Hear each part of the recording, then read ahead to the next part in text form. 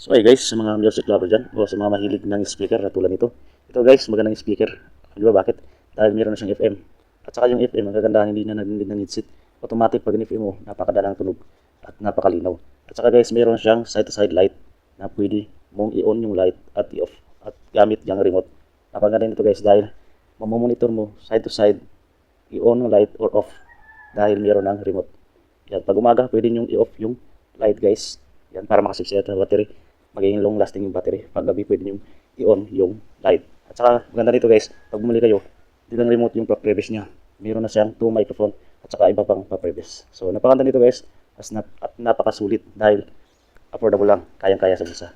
So, if you want this guys, lalagay ko yung link sa sale basket para makalagay kayo. So, ito ipapakita ko sa inyo at ipaparinig kung gaano siya kalakas pag naka-FM. Pwede na siya magpa-active sa memory. Malit sila, kailang gipainom sa ilang mga bata. Aron nga kadaling So, pwede ito sa Bluetooth guys at saka sa USB. At syempre, mas maganda rin itong pang karaoke pag mahilig kayo sa kanta. Sige po, 6 minutes video.